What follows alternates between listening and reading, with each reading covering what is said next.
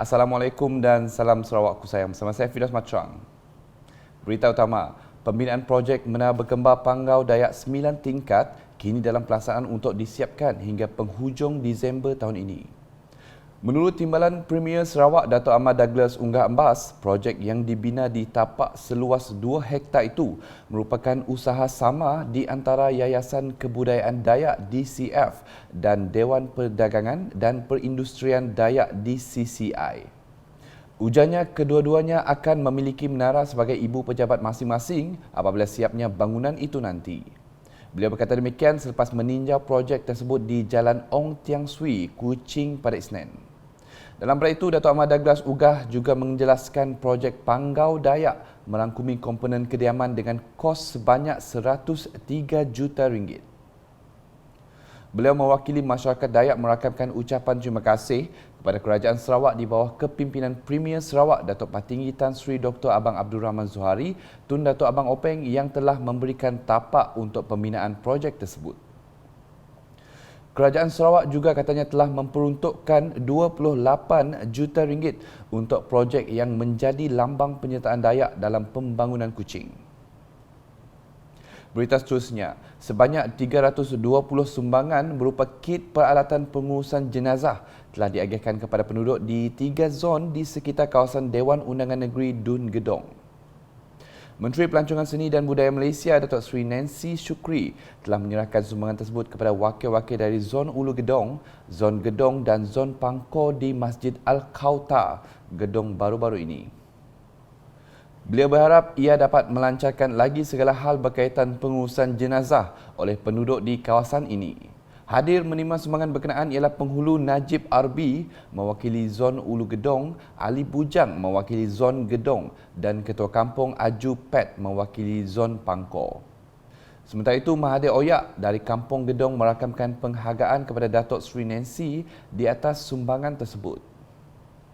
Tentu pihak saya mewakili pihak seluruh N26 itu mengucapkan terima kasih kepada Datuk Seri sekali lagi kerana telah menyumbangkan kit pengurusan jenazah untuk hari ini.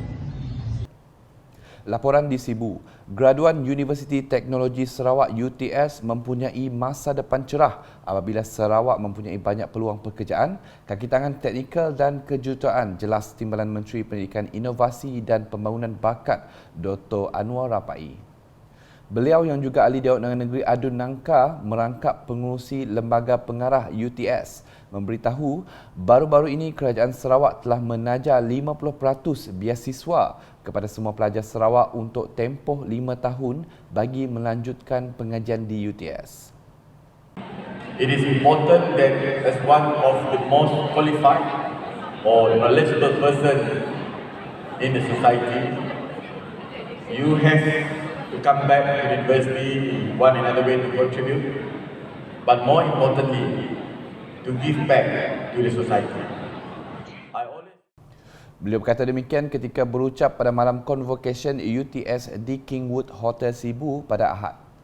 Jelas Dr. Anwar lagi, Kerajaan Sarawak juga telah melabur berjuta-juta ringgit dalam bidang pendidikan untuk memberi manfaat kepada belia di Sarawak dan ini menunjukkan komitmen yang tinggi Kerajaan Sarawak dalam usaha mengubah Sarawak menjadi negeri berpendapatan tinggi. Tambah beliau, untuk memastikan semua rakyat Sarawak mampu dari segi kewangan untuk melanjutkan pelajaran di UTS, Yayasan Sarawak telah menyokong semua pelajar Sarawak yang memerlukan kewangan melalui pinjaman pendidikan tanpa faedah, skim derma siswa BP40, pinjaman allowance sara hidup dan biasiswa kecemerlangan akademik. Terdahulu pada sebelah pagi, Dr. Anwar menyempurnakan majlis convocation ke-6 UTS sesi kedua bertempat di hotel yang sama. Berikut pula, Kerajaan Sarawak serius dalam mencapai visi menjadi pengeluar produk makanan dengan mewujudkan projek Taman Agro Igan yang bercirikan pertanian moden. Menurut Timbalan Menteri di Jabatan Premier Sarawak Integriti dan Ombudsman, Datuk Mursyid Diraja Dr. Juanda Jaya, pihaknya telah mengenal pasti tanah seluas 260 ekar milik Lembaga Amanah Kebajikan Islam IGAN untuk melaksanakan projek tersebut bersama Lembaga Pembangunan Koridor Wilayah Rekoda. Katanya pelaksanaan projek itu juga bagi menyahut seruan Premier Sarawak, Datuk Patinggi Tan Sri Dr. Abang Abdul Rahman Zuhari Tun Datuk Abang Openg yang berhasrat menjadikan Sarawak sebagai net eksporter produk pertanian dan tidak bergantung kepada makanan daripada luar. Ya, usaha kita seperti ini adalah menyahut seruan Yang Amat Berhormat Premier Sarawak untuk menjadikan Sarawak salah satu daripada net eksporter bagi produk pertanian ataupun sekurangnya tidak bergantung import makanan daripada luar, tetapi kita memastikan bahawa keperluan tempatan itu sudah memadai.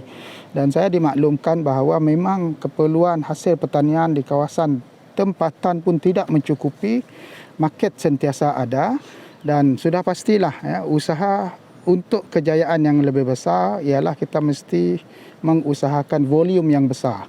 Dan sudah pasti juga kita mahu rakyat yang dibantu mereka mesti dididik, mesti kursus, mesti diajar teknologi, diajar agropreneur, bagaimana mereka berbisnes dalam pertanian. Dan itu mestilah pengan jangka panjang dan ia boleh dibuat.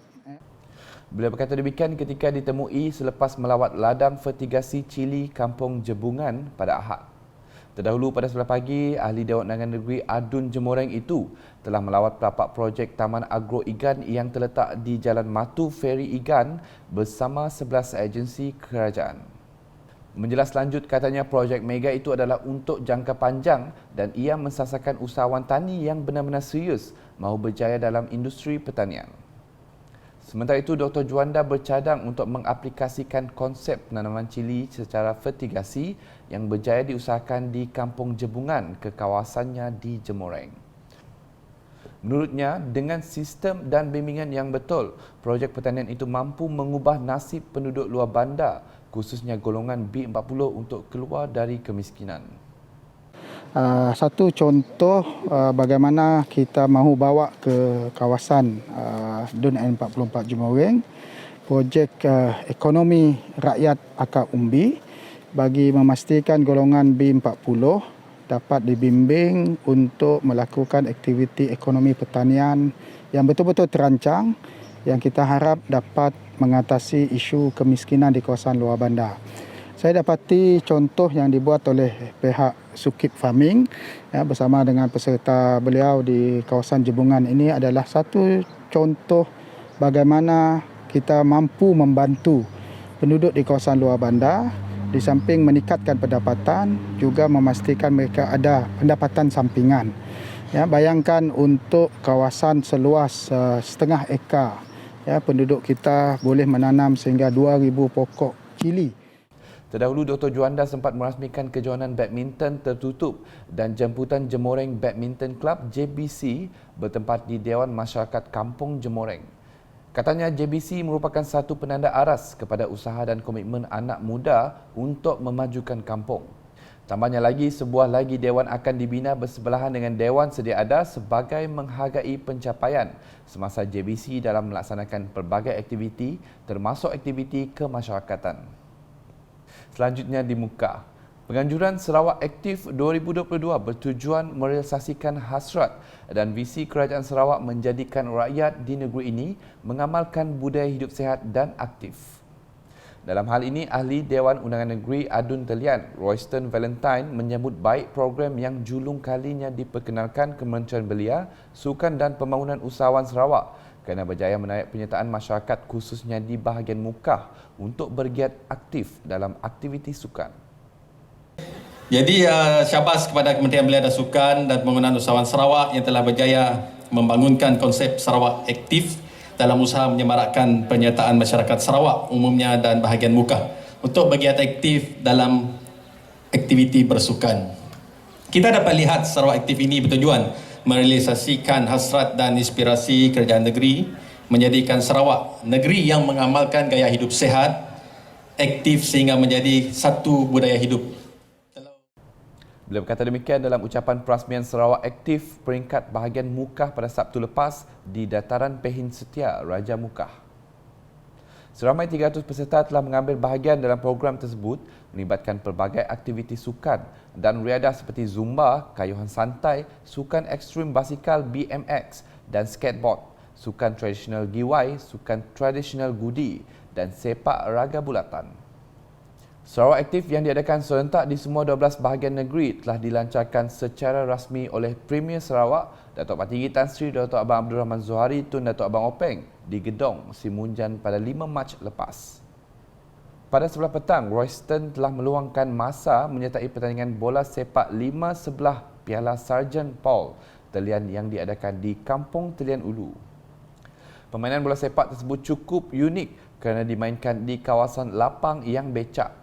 Ia melibatkan 8 pasukan di kalangan penduduk di kawasan Kampung Telian Ulu, Mukah. Pada sebelah malamnya pula, Royston menyantuni pasukan KRT Petanak melaksanakan tugasan rondaan keselamatan kampung. Dalam lawatan ringkasnya itu, beliau turut menyampaikan maklumat berkenaan agenda pembangunan yang akan dilaksanakan di Mukah Amnya dan di kawasan Petanak khususnya. Balik ke laporan COVID-19. Sarawak mencatat 857 kes positif baru pada Isnin, meningkatkan jumlah kumulatifnya kepada 268,512 kes. Jawatan Kuasa Pengurusan Bencana Negeri JPBN Sarawak dalam satu kenyataan memberitahu jumlah kes tersebut merangkumi 352 kes dalam kategori 1, 502 kes kategori 2, 2 kes kategori 4 dan 1 kes kategori 5. Kes-kes baru ini dikesan di 26 daerah di Sarawak seperti tertera.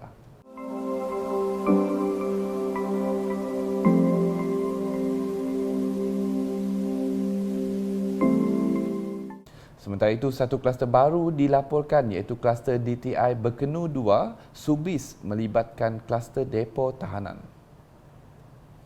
Sekian edisi Tengah Hari bersama saya Fidaus. Berita lebih lanjut boleh didapati di semua platform media sosial UKAS termasuk portal ukas.sarawak.gov.my dan UKAS channel di YouTube. Salam UKAS.